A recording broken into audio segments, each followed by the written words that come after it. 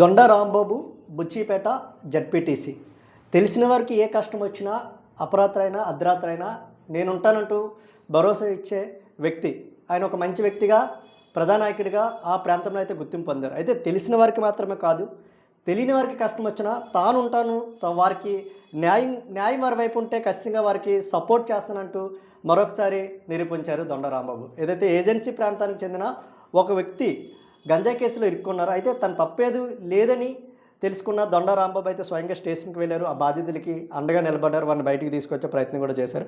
మనతో పాటు ఎవరైతే బాధితులు ఉన్నారో, బాధితుడి యొక్క కుటుంబ సభ్యులు ఉన్నారో మాట్లాడుతున్నారు. చెప్పండి, అసలు ఆ రోజు ఏం జరిగింది? మీ తమ్ముడు ఏ విధంగా ఈ కేసులో ఇరుక్కున్నాడు? మేము అర్ధరాత్రి సమయంలో మరి 4 గంటల టైం ఆ రోజు అవ్వింది. అంటే భార్య పిల్లలతో పడుకుని లేసే ముందుకులో మరి పోలీసు గారు మరి వచ్చి ఎస్ఐ గారు వచ్చి మరి తమ్ముడికి చెప్పసేయకుండా తీసుకొచ్చారు.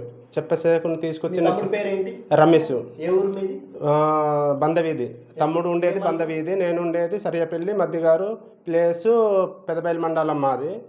అంటే మాకు సంవత్సరానికి ఒక టెన్షన్ పెడుతూనే ఉంటారు. కాకపోతే మాకు ఏటో తెలీదు, సమస్య ఏముందో మాకు తెలియదు. కాకపోతే ఆ సమస్య నుండి యాక్చువల్గా బుచ్చేపేట స్టేషన్లో తీసుకొచ్చిన సమయంలో మేము ఇన్ఫర్మేషన్ తెలుసుకొని మళ్ళీ బుచ్చేపేట స్టేషన్లో అప్పు చేసుకొని లేని సమయంలో ఎంత మేము కూలి వాళ్ళం అండి. మేము యాక్చువల్గా మేము వ్యవసాయం చేసేటివారము.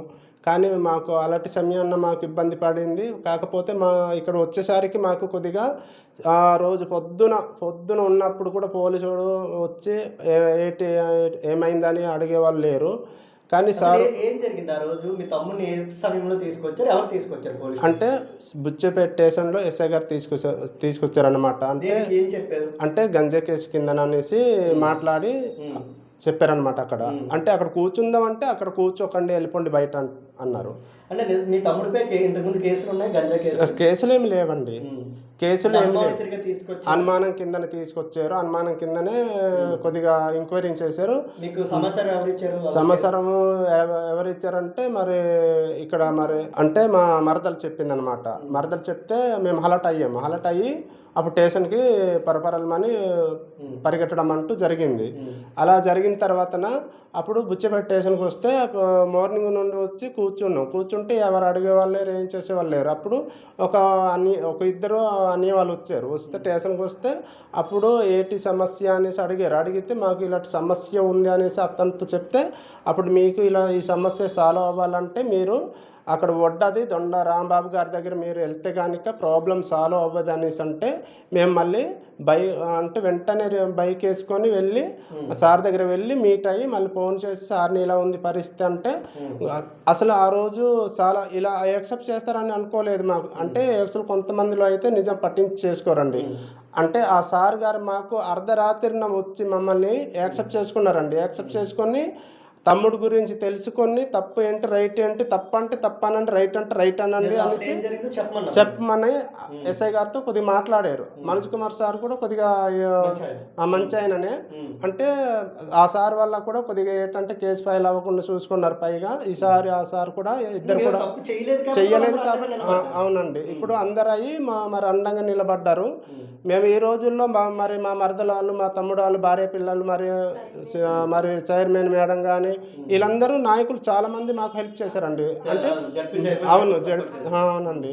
అప్పుడు అక్కడ నుండి చాలా మంది నాయకులు మాకు హెల్ప్ చేశారు. మాట్లాడితే ప్రతి ఒక్కరు కూడా కాదనలేదు, మా మాటకి ఎవ్వరు కూడా కొట్టలేదండి. నిజ నిజాలు తెలుసుకున్నారండి. తెలుసుకున్న తర్వాత తమ్ముడు గురించి మొత్తం బయోడేటా లాగారండి. అంటే ఎంక్వైరీ చేయండి, టెస్ట్ చేసిన తర్వాత తప్పు ఏంటి రైట్ ఏంటి అనేసి మన దొండ రాంబాబు గారు సార్ మాట్లాడితే అలాగే మన మనోజ్ కుమార్ సార్ కూడా మరి కొద్దిగా యాక్సెప్ట్ చేసి చూసి మరి మా తమ్ముడికి వదిలిపెట్టడం అంటూ జరిగింది. అలా జరిగిన తర్వాతలోనే బయట వచ్చేసి సార్ కూడా చాలా మంచిగా మాట్లాడారు, చాలా చక్కగా మాట్లాడారు. ఇంత నిరుపేద వాళ్ళకి ఇంత ట్రైబుల్స్ నుండి మేము వచ్చాము. ఒక అర్ధరాత్రి సమయం సార్ వచ్చాడంటే బండ్లు వేసుకొని వచ్చారు మా దగ్గరికి. కొంతమంది అయితే వెళ్ళారు సార్, అసలు అలా వెళ్ళరు. అంటే ఇంత రాత్రి మేము ఎందుకు వెళ్ళాలి, తెల్లవారితో వస్తాం, టైంకి వస్తాం, ఈ టైంకి వస్తాం అంటారు. ఆ టైం వేస్ట్ చేస్తారు సార్. అలా టైం వేస్ట్ చేయకుండా మేము ఒక ఫోన్ చేస్తే సార్ అవునండి బాగానే ఉన్నారు సార్. ఏం చెప్తారు అంటే అసలు అతనికి ఏం చెప్పినా తక్కువ అండి మేము. ఇప్పుడు ఈ రోజుల్లో దొండరాబాబు గురించి మేము చెప్పుకోవాలంటే అసలు మేము ఏం చెప్పినా తక్కువే. మేము ఇచ్చే రుణం కూడా తక్కువే అండి. మేము అతనికి రుణపడేది కూడా తక్కువండి. ఎందుకంటే ఈ రోజులు మాకు ఇంత అండంగా మాకు నిలబడ్డాడంటే కారణం అతనండి. చెప్పడం ఏం జరిగింది అసలు? ఏం జరిగిందంటే అలాగా ఇన్ఫర్మేషను ఇప్పుడు కుట్రతో మరి తమ్ముడిని స్టేషన్కి తీసుకొచ్చారు సార్ 4 గంటల టైంకి. ఎక్కడి నుంచి ఎక్కడ తీసుకొచ్చారు? ఇప్పుడు బందవీధి నుంచి బుచ్చేపేట స్టేషన్కి తీసుకొచ్చారు సార్. కేసులో తీసుకొచ్చారు? అది గంజాయి కేసు అని తీసుకొచ్చారు సార్. అంటే ఏంటి గంజాయి రవాణా చేస్తున్నారని ఏ విధంగా తీసుకొచ్చారు? గంజాయి రవాణా చేస్తున్నారు. ఇప్పుడు గంజాయి ఇలాగా తీసుకొస్తుంటే పైలట్ వచ్చారు బండితో అనేసి అన్నట్టుగా ఇన్ఫర్మేషన్ ఇస్తే కేసులు ఉన్నాయో మీ తమ్ముడిపై గంజాయి తమ్ముడి మీద కేసులు అయితే లేకుండానే ఉన్నాయి సార్. అక్కడ చూశారు కదా. ఇప్పుడు బుచ్చేపేట స్టేషన్లో అన్ని చూశారు సార్ వాళ్ళందరూ. బుచ్చిపేట తీసుకొచ్చాక ఏం జరిగింది? మీరు వచ్చారా స్టేషన్కి?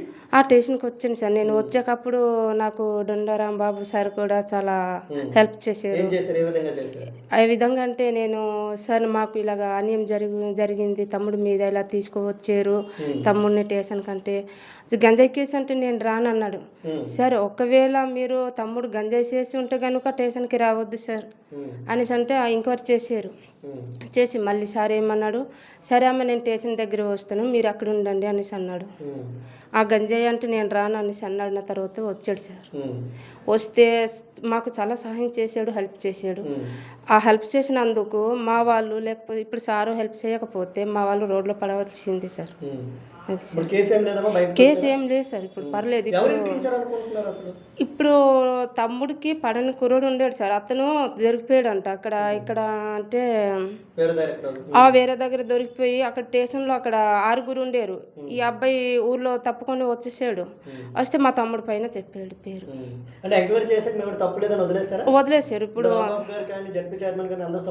అందరు సపోర్ట్ చేశారు సార్. చాలా మంచిగా మాకు హెల్ప్ చేశారు సార్. సపోర్ట్ చేశారు. పైగా మాకు ఒకటి అలాగే కాదు సార్. మాకు రాత్రి పడుకోవడానికి భోజనాలు టిఫిన్ ఉదయం అన్ని రాంబాబు గారు సార్ అంతా మాకు సహాయం చేసి హెల్ప్ చేశారు సార్. చాలా మాకు హ్యాపీగా ఫీల్ అయ్యాము. సార్ గారు మాకు ఇంత ఇలా హెల్ప్ చేస్తారు అనుకోలేదు సార్ మేము ఆ రోజు.